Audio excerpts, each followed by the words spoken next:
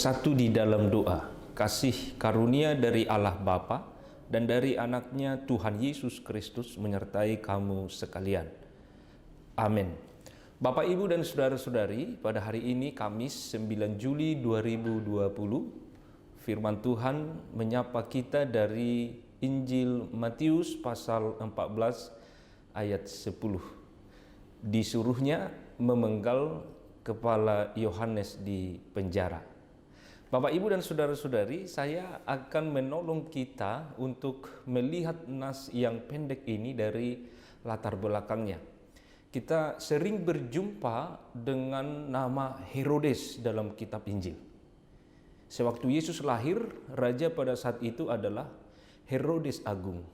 Ia adalah raja yang bertanggung jawab atas pembunuhan anak-anak di Yerusalem. Herodes Agung ini menikah berkali-kali. Istri-istri sebelumnya, Bapak, Ibu, saudara-saudari, tidak perlu saya sebutkan. Tetapi dari istrinya bernama Mariamne, dia memperoleh anak yang diberi nama Herodes Filipus dan menikah dengan Herodias dan memiliki seorang putri bernama Salome. Kemudian, Bapak, Ibu, saudara-saudari, istri Herodes Agung yang lain, yaitu Maltake, mereka memperoleh 2 orang anak, yaitu Arkelaus dan Herodes Antipas, si penguasa Galilea dalam perikop kita hari ini. Artinya, Herodes Antipas dan Herodes Filipus adalah bersaudara, hanya beda ibu.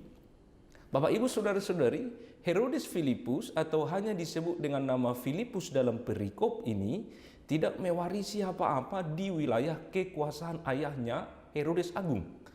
Ia hidup sebagai seorang warga swasta yang kaya di Roma bersama dengan istrinya Herodias dan putrinya Salome. Saudaraku yang terkasih, suatu ketika Herodes Antipas mengunjungi Filipus ke Roma. Di sanalah Herodes Antipas merayu Herodias dan mendesaknya supaya meninggalkan Filipus dan menikah dengannya. Lalu Bapak, Ibu, saudara-saudari, Herodes Antipas melanggar 2 hukum. Yang pertama, menceraikan istrinya terlebih dahulu, yaitu seorang keturunan Arab. Kemudian yang kedua, melakukan pernikahan haram menurut hukum Yahudi dengan mengawini istri saudaranya, yaitu iparnya sendiri. Tanpa ragu, Bapak, Ibu, dan saudara-saudari yang terkasih, Yohanes Pembaptis menegur Herodes Antipas, penguasa Galilea ini, dengan mengatakan, tidak halal engkau mengambil Herodias. Saudaraku yang terkasih, Herodes Antipas bermaksud hendak membunuh Yohanes sesuai dengan hasutan Herodias. Namun ia takut sebab kala itu orang banyak telah memandang Yohanes sebagai nabi. Lagi pula bagi Herodes, Yohanes adalah orang yang benar dan suci. Ia berusaha melindungi Yohanes dengan hanya menangkapnya lalu memasukkannya ke dalam penjara. Bapak, Ibu, dan saudara-saudari, ternyata Herodias adalah seorang perempuan yang pendendam. Ia tidak puas bila Yohanes hanya dihukum ke dalam penjara. Ia ingin supaya Yohanes dibunuh. Bapak, Ibu, pada suatu perayaan pesta ulang tahun, lalu Herodes Antipas ini bersumpah akan memberikan kepada Salome apa saja yang dimintanya. Kesempatan inilah, Bapak, Ibu, dan saudara-saudari, dipakai oleh Herodias menghasut Salome. Berikanlah aku di sini kepala Yohanes Pembaptis di sebuah talam. Maka sedihlah hati raja itu. Tetapi karena sumpahnya dan karena tamu-tamunya, diperintahkannya juga untuk memberikannya. Maka disuruhnyalah memenggal kepala Yohanes di penjara. Itulah nas kita hari ini. Lalu dibawalah di sebuah talam, diberikannya lah kepada gadis itu, dan ia membawanya kepada Herodias, ibunya. Bapak, Ibu, dan saudara-saudara, apa yang boleh kita renungkan dari cerita ini? Saya mengarahkan kita pada topik besar kita 1 minggu ini, yaitu diberkati untuk menjadi berkat. Maka untuk menjadi berkat, kita belajar dari nas ini bahwa sedikitnya ada 4 hal yang harus kita renungkan. Yang pertama, sebagai seorang suami, jagalah keutuhan rumah tanggamu. Bila engkau memiliki harta yang lebih dari cukup, bahkan memiliki kuasa atau jabatan dalam pekerjaanmu, itu adalah pemberian Tuhan dan berkat yang harus dipelihara dan jangan dipakai untuk memuaskan keinginan atau kehendak diri. Pekerjaan dan kedudukan apapun itu, Bapak Ibu, saudara-saudari, harus menjadi berkat bagi semua orang. Jangan pernah menyalahgunakan kuasa yang ada padamu. Jadilah suami yang takut akan Tuhan dan hidup di dalam kebenaran. Kedua, sebagai seorang istri juga sama, peliharalah keutuhan keluarga. Jadilah istri yang setia, istri yang takut akan Tuhan melalui sikap tunduk kepada suami yang tunduk juga kepada Tuhan.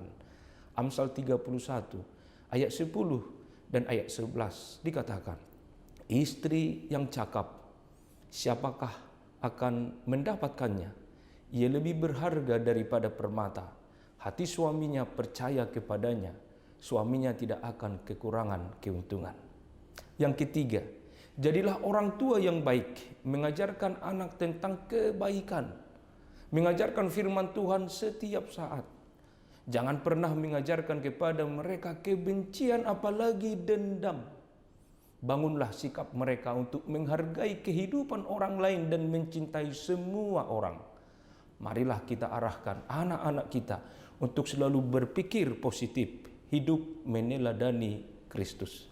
Yang keempat, sebagai seorang anak, belajarlah untuk tidak gampang dihasut oleh apapun dan tidak mau diperalat oleh siapapun untuk menghancurkan kehidupan orang lain. Dalam setiap kehidupanmu sebagai anak, engkau boleh meminta apa saja kepada orang tuamu, tetapi ingat, mintalah apa yang menjadi kebutuhanmu. Mintalah juga kepada Bapa di surga, Sang pemilik hidupmu, apa saja yang baik dan perlu bagimu. Berdoalah kepadanya dalam setiap permohonanmu.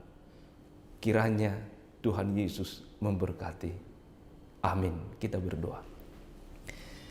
Terima kasih Bapa, karena hari ini kami diajarkan menjadi berkat di tengah kehidupan kami sebagai keluarga, di rumah tangga, sebagai suami, sebagai istri, sebagai anak, sebagai jemaat, untuk terus menyuarakan kasih kepada semua orang. Kami diingatkan untuk mencintai kehidupan.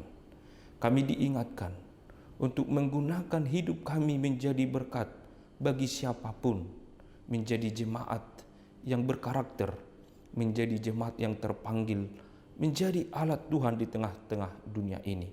Ajarilah kami untuk hidup senantiasa di dalam kebenaran firman-Mu.